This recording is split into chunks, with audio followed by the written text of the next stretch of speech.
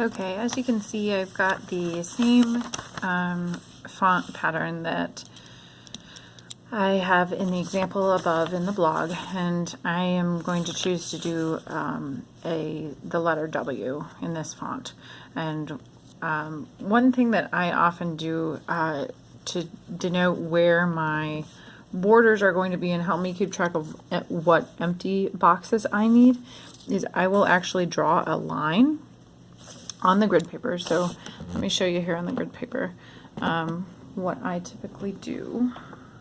And it doesn't have to be fancy, like it's simply for your reference. So I look at the letter itself, I count the number high that the letter is, so the number of boxes high it is. So it's 1, 2, 3, 4, 5, 6, 7, 8, 9, 10, 11, 12, 13, 14. So it's 14 high, which means that I want 2 boxes above and 2 boxes below. So I need 18 squares in between my 2 lines that I draw as a reference.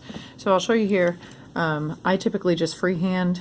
I'm going to draw my bottom one first and go up from there. So I freehand a line here at the bottom.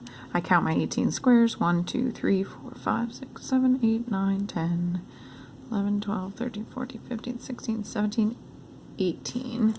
And that gives me my references so that I can kind of be checking myself on whether I'm drawing correctly with the letters. So when I look at my letter here, my W, I basically start from the edge. So I look here and it is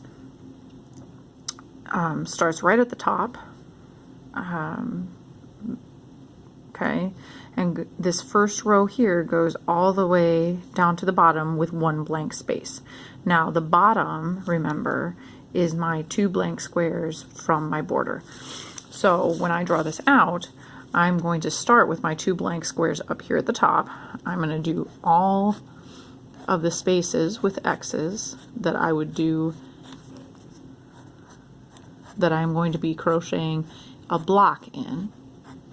Now remember, I have my 2 empty spaces on the bottom, always, and then my 1 empty space according to the pattern. Because remember, up here on your W, it has the 1 empty space there in that first column. So I fill in that row.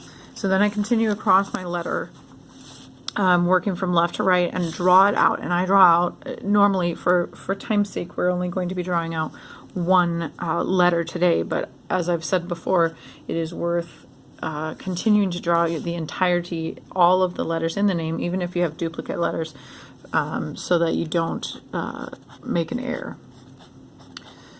So let me pause here and I will show you what the finished drawing looks like. Just remember, you want your 2 blanks above, 2 blanks below. Okay? Okay, now I've got my W finished, and you can see here on the pattern how the pattern itself, very similar to what I've drawn out, and I maintained my 2 rows of open squares at the bottom, open squares at the top. One of the reasons I picked this font in particular to use in the tutorial is because of the simplicity of the letters. Some of the fonts, if they're more complex letters, become very difficult to keep track of where you are, especially if you're a beginner. It's just very difficult to find, keep track of where you are and not make mistakes and get frustrated.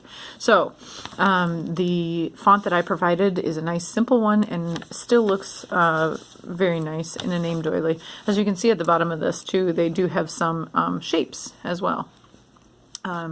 And just remember, if you're going to do something like placing shapes in with your pattern, just make sure you pay attention to the number of squares in your pattern and centering them top to bottom vertically if you are going to be adding those in, and so that they look nice. And that's why it's, again, advantageous to draw out the whole pattern itself, so that you can make sure it looks good, because some of the fonts will kind of be skewed in how the lettering looks because of not having perfect squares for the pattern. So it is helpful to draw it out like I've shown you here. Thank you.